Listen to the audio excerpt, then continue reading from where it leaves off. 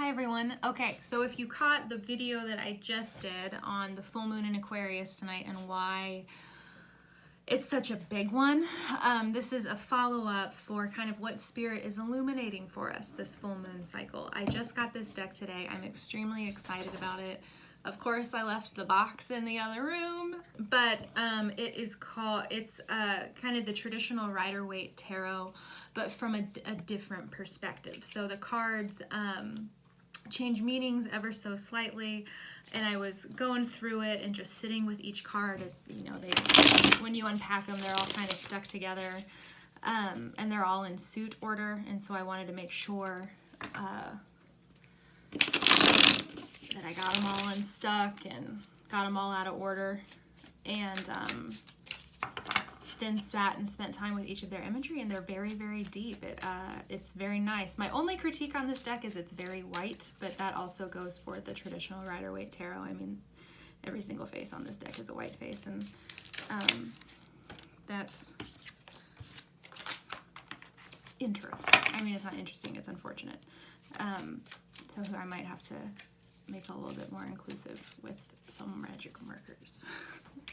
But it's really good for messages. So, Spirit, what is being illuminated for us this full moon? And while I continue shuffling and while Spirit is kind of bringing it in, I want you to take a minute to connect with your breath. Plant both feet on the floor. Wiggle your toes. Send breath down to your stomach, so make sure to pop your diaphragm out. And just get oxygen everywhere that needs oxygen. Get that blood flowing where it needs to get good flowing.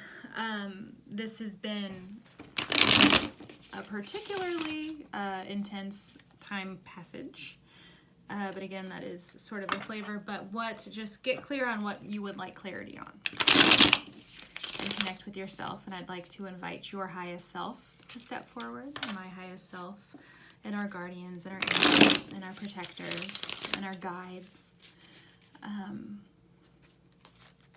Beings who have our highest and best vibration in mind. Who walk with us in love. All right. What is being illuminated this full moon? What is Spirit trying to show you? I'd like 1 to 3 cards, please, Spirit. It's too many. We'll see how this goes. This is a new deck. Again, as I said, I might have to just, they might not be worn enough to shoot out. There we go.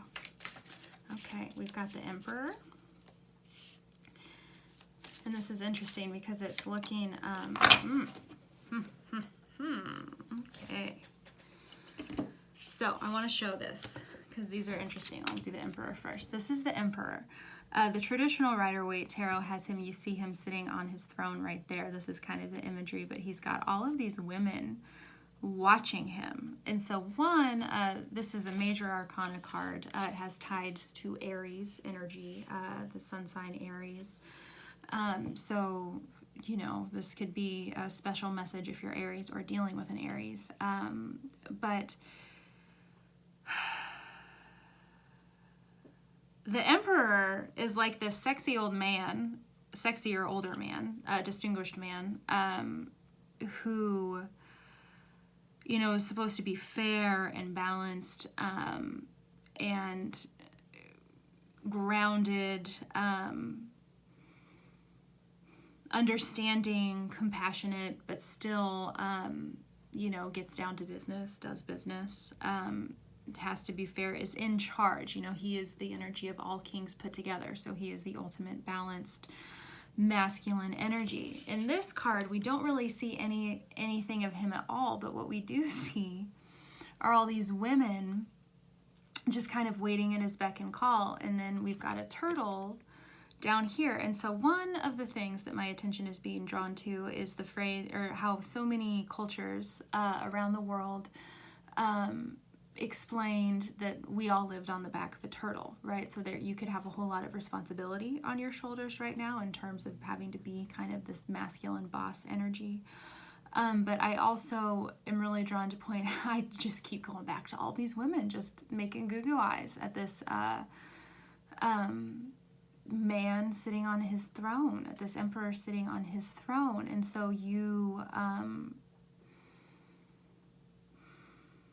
there might be some ego there in terms of, oh, all these babes want me, which could be drawing your attention. You know, there could be so much pressure to be this fair person, to have the entire world on your back. This is clarified by the Queen of Cups.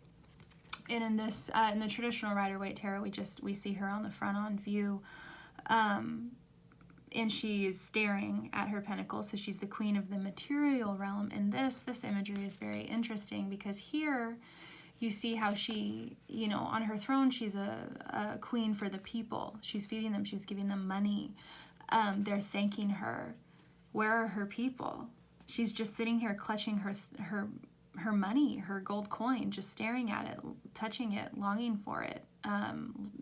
All of her attention is there, and she's all by herself. And she's kind of almost even guarding this wildness here, where nature is kind of reclaiming this view, where this balanced queen of what was, who was fair and honest and just, is no more, and nature is kind of, you know, again, it kind of goes back to that cycle of destruction and creation that we're so much in right now, where things serve their purpose until things need to shift. And so to have these two cards together on the full moon in terms of what Spirit is trying to show you right now, and it's interesting that we've got masculine and feminine energy out on the table because of the, well, in tandem with what is happening in the sky, in that Mars and Venus are about to conjunct to get on top of one another, to get it on, essentially, in the sky. And so this is an opportunity, for one, to check with your inner masculine of what is serving your ego, and where are you slacking in your responsibilities. And the same goes for this queen over here, this Queen of Pentacles, that you are you so focused on the material world, on either what you do or do not have, that you have allowed kind of what is happening in the background of your mind to go feral and be reclaimed by nature. It's a lot easier to do maintenance than it is to start from scratch and have to tear everything down again. So this feels like serious, heavy energy. So I don't have a question when those fell out, so I'm going to take them, and if they're the right cards, they'll fall back out again. What do we need to see? What are you trying to show us right now? It's too many again. Sorry, guys.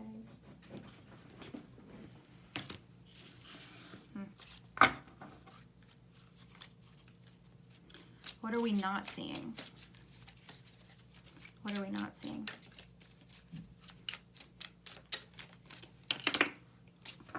Thank you. We're not seeing how we're being sneaky.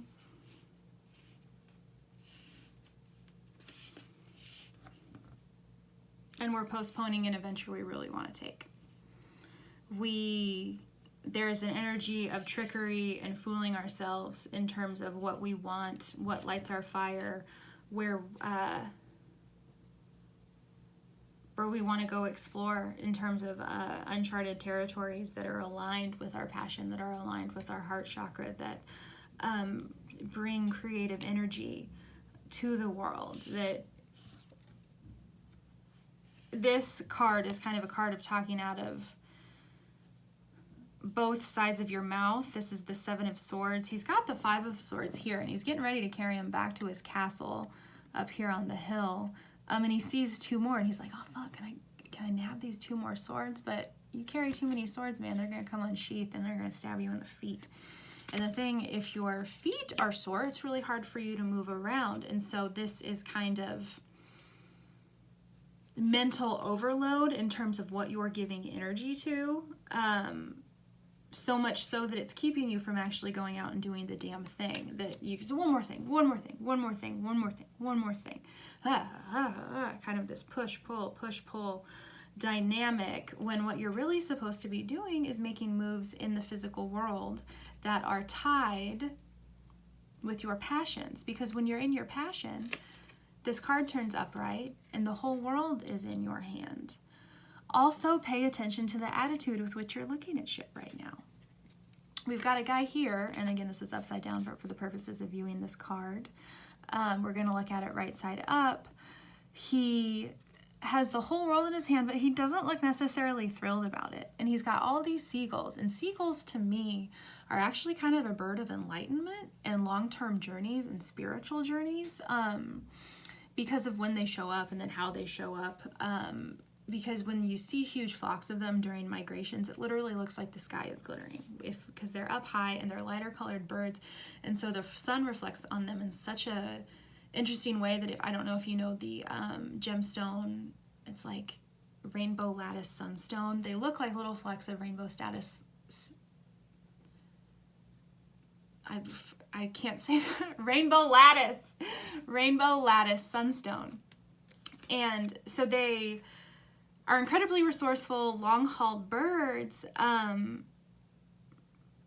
but nobody's like thrilled about it right here. The guy's like, I own the whole world, but I'm still sitting here on my castle. I'm not out in it, and I'm not exploring it. And the jester in the background he's supposed to be the funny guy. Nothing is funny here. It's just, there is no passion. And again, remember, this is upside down. This came out reversed. So wherever you're at right now, you're thinking about all the things that make you so passionate, that make you want to go out and explore, but you're not leaving because you're stuck in these cycles. And this feels like very much of a getting away from something, sneaking away to or sneaking away from something, whether that is mental or emotional. So can I have clarity on Seven of Wands, or Seven of Swords, please, Spirit? Clarity on Seven of Swords.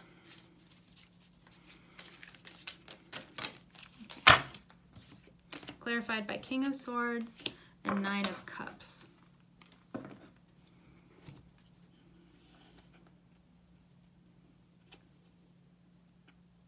You're clear, but you keep thinking you're not clear in terms of what you want as it relates to this emotional wish, as it relates to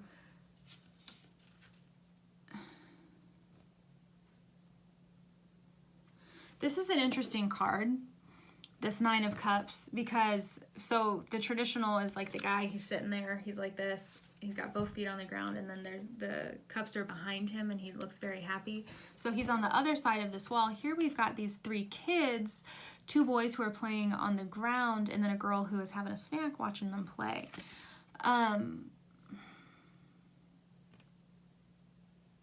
What do you want to join in on? Why are you not joining in on it? There's this, not block, but an opportunity to get over, because language is important. How we talk to ourselves is important. There's an opportunity to switch this King of Swords upside down so it's right side up. But this has a particularly interesting imagery on it. I'm going to flip it right side up for illustrative purposes. Where he's about to choose whose head to cut off over here. I mean, the King of Swords traditionally is someone who's balanced, someone who really values analytics and logical thought. There's not a whole lot of intuition. There's not a whole lot of emotion. He's just very much just the facts jack kind of guy. So where he shows up, especially when he shows up reversed, I always feel like it's an invitation to kind of drop back down into that heart chakra, especially because it's the King of Wands, the masculine energy, the highest vibratory masculine energy, or of the swords, excuse me. But that's just king energy in general, the highest vibratory possible of that particular suit or that particular element. And so when you're vibrating in the masculine spectrum, in the highest masculine spectrum of swords energy, you are someone who is very analytical, someone who is very fair, someone who looks at all sides of the argument, someone who might not be that connected down in here, because swords is all mental energy from the head up. And this is upside down. I can't imagine that someone would have, I mean, I'm sure there are people out there, no one whom I would like to spend time with, but people who would just giggle with glee in anticipation of choosing someone's head to cut off here, like in this card. And it feels like very drastic energy, but are you actually in this drastic energy? All that's needed here is just a willingness to go after what makes you feel good. And what makes you feel good is this childlike energy of being included, of not being othered, not being separated out, feeling like if you were to say what you really want, you would risk getting your head cut off. You're not going to get your head cut off.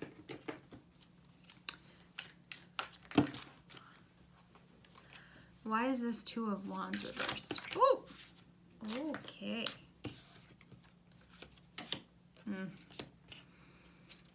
God, this deck sings. All right, we've got the Hangman reversed and the Nine of Swords.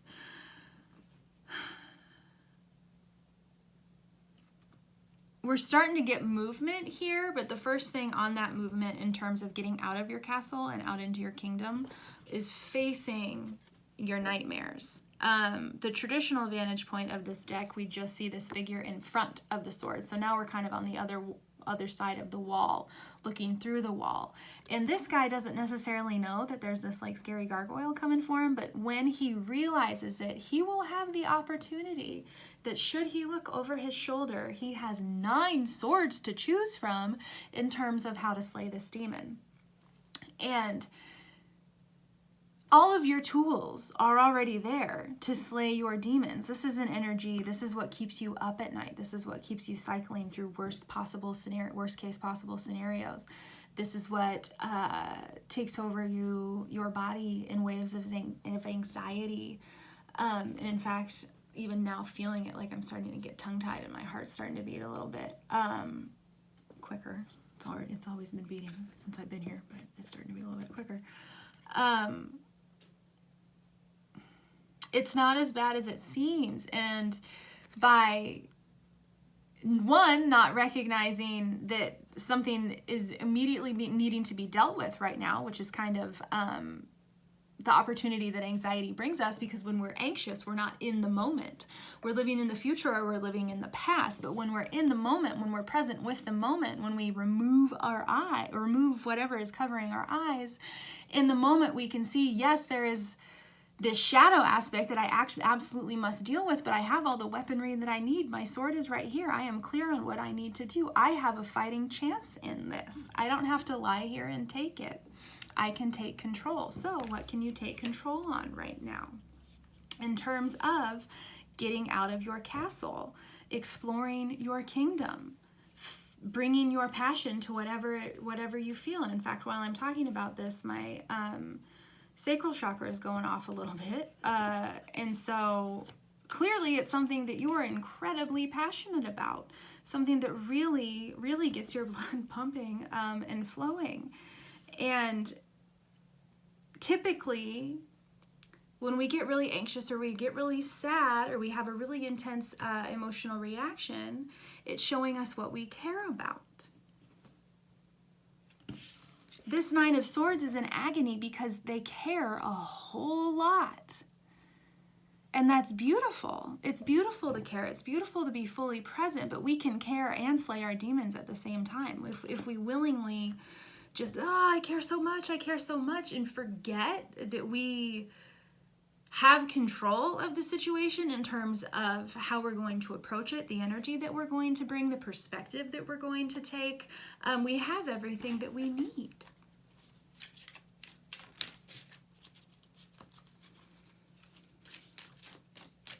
What do you want us to know right now, Spirit?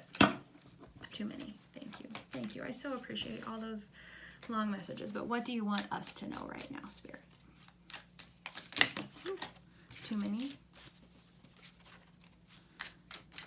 What do you want us to know right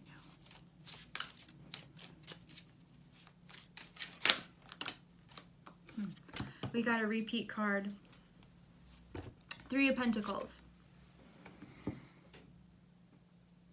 So here we again get another vantage point of what the master, the apprentice, and like the chief guy are doing. You know, this could be a church, could be something, but this is a card of collaboration, of physical collaboration of people coming together with a shared goal to make movements in the physical material world. There's some sort of journey that people are getting ready to take here. And it's kind of this last meeting of the minds before somebody's heading back, where they're going to be gone for a while. And so this, you could even be 3 people coming together, like in this card, and really kind of gathering the wagons in terms of where do we go from here, what's happening, where are we in the building process, where do we need to be, just a lot of inventory.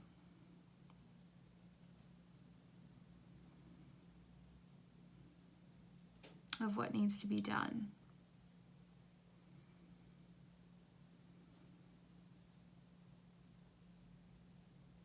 So Spirit is saying it's really important to work on collaboration. We've got the 3 of Cups here reversed on the underside of the deck. That can be feeling like you don't have anything to celebrate, that there's nothing, you're not even building anything because you're not, in terms of, if your heart's not in it, you know, like what good, at 3 of Cups and 3 of Pentacles, what good is this magnificent structure if I don't have anybody to celebrate it with?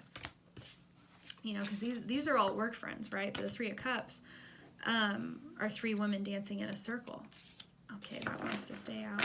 So with closing messages, we've got the 6 of Wands, Death, and Justice. And this is interesting for closing messages. 6 of Wands is a card of victory, where you've, you know, engaged in the battles that you've absolutely had to engage in, but you've done so fairly. An embodiment of your highest self, where you can feel good coming home to this parade. This dude was so jazzed to see the guy on the horse. He had a dove that he let out. We've got a dove flying away. So you might be noticing a lot of birds right now, or finding a lot of feathers. I believe we've got quite a bit of bird imagery in here. 3 cards with bird imagery. 4 cards with bird imagery. The Emperor has an eagle over the back of his throne. Birds also bring messages. This bird actually has a scroll. So this guy is like, hey, congratulations, here's your parade. Also, I just let a homing pigeon out, or I guess a homing pigeon, the messenger pigeons that are extinct now. But so, and what is this guy doing? What message is he sending out? So this to me feels like you feel like there's a lot to recognize and to celebrate, but also there's maybe a message that you want to get out, or you're paranoid about messages getting out, or something that might come and turn around and bite you in the ass in terms of you never getting a parade again. And it's something, it is an energy that's no longer serving, because we've got Death here on the table. In Death, look, he's stepping over and on his white horse and meeting this Pope-looking guy. And the Pope-looking guy in this card looks like he's begging, like, I'm not ready to go. I don't want to go. Death waits for no man. And the longer we run away from death, the longer we do not allow ourselves to give away what is dead, the more potentially gangrenous we become, or whatever we're unwilling to let go of becomes. And in some instances, death is a sweet release, right? Because the fight is over. You get a period of rest. You get a period to heal. We spend so much of our lives afraid of death and fighting death, and rage against the dying of the light. But this is kind of the ultimate surrender in terms of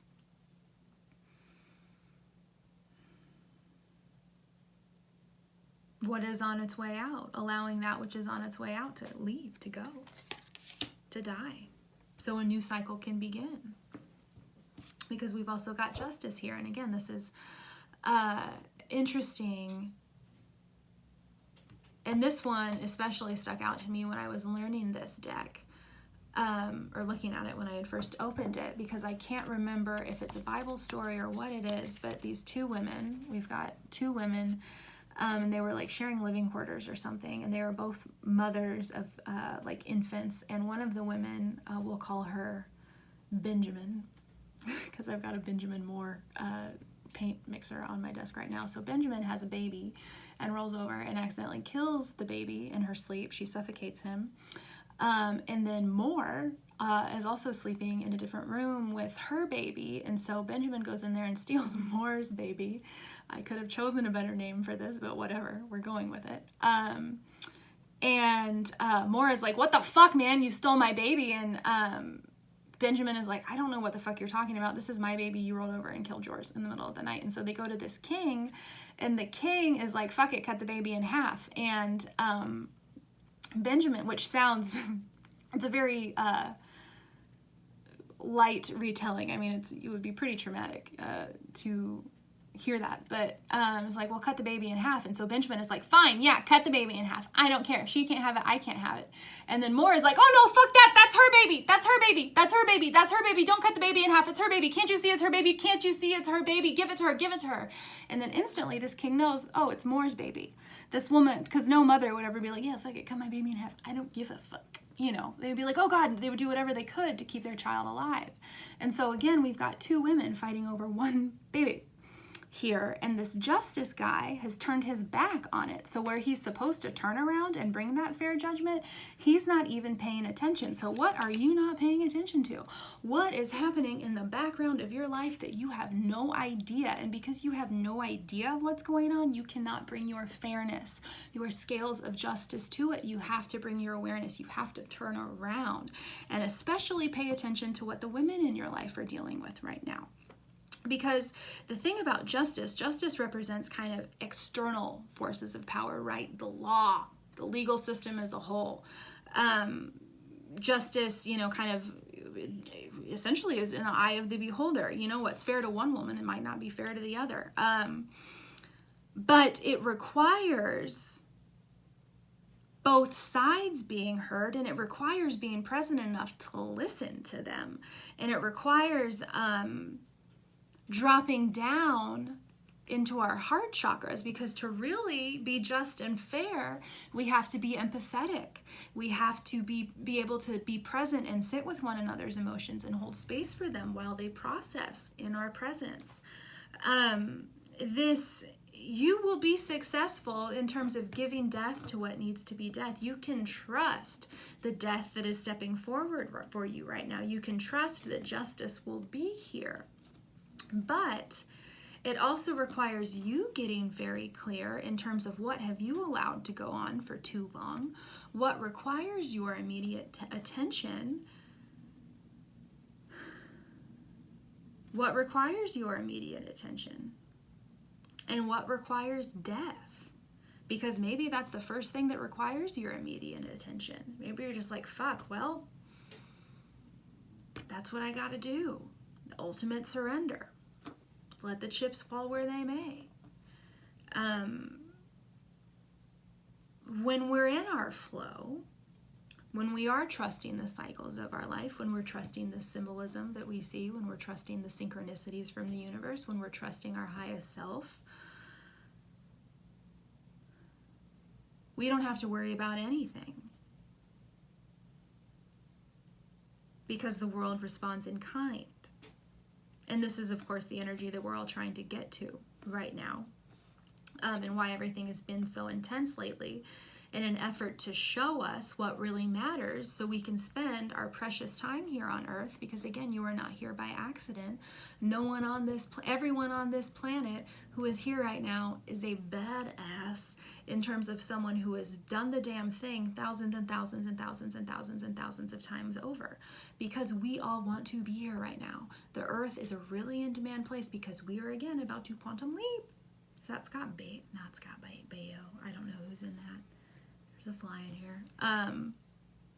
But we're about to quantum leap in terms of an evolutionary jump of living in a world that is heart-centered, where we are incentivized to take care of our brothers and sisters, not to like have all these empty houses with no one to live in them while we've got a homeless crisis, right? We all get to come together in justice and looking at what we have refused to see and bringing justice to it. But that requires dying. That requires giving death to the ways that no longer serve.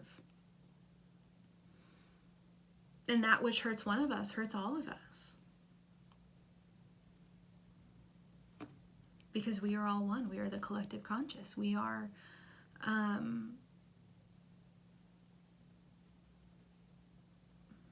we're all in this together. And that's a very good closing message for this Aquarius full moon, because Aquarius is the collective. We can't get to where we're going if we don't know where we are. And now is a really great place to take a look at where you are and where you're trying to go. And what are the physical movements that you need to make to build this new foundation for this new life, where, you know, you're present in the moment, so you know the tools you have in your tool belt to fight the anxieties that happen, you know, the cycles in your life, the death cycles, the life cycles. They're happening at a quicker and quicker rate, so we are able to see our cycles in their full spectrum in terms of, okay, being anticipatory of what is coming next down the pipe in that cycle. Like, oh, I feel like shit today. All right, well, I'm gonna talk really meanly to myself, and then I'm going to probably eat a bunch of sugar, and then I might spend some money because, like, retail therapy, and then I'll journal, and then I'll ground into a spiritual practice, and then I'll write down all my list of gratitude, and then I'll go to sleep, and I'll start the next day over, right? Or just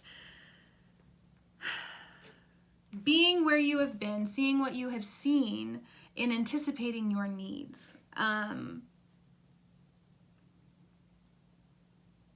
And making sure that you're including all aspects of yourself in your life, and you're giving all aspects of yourself the love that they so deserve, and you are inviting all aspects of yourself to play the game, to build, to have fun, to be children. And you are not ignoring that which you don't want to see or don't want to deal with, and you're not just absorbing all of this idolatry and idolization, because is that serving you, right? Or are you moving too slow? Or are we sitting in this kind of slow moving energy because it's just so nice to have pretty girls staring at us? I mean, that is nice. But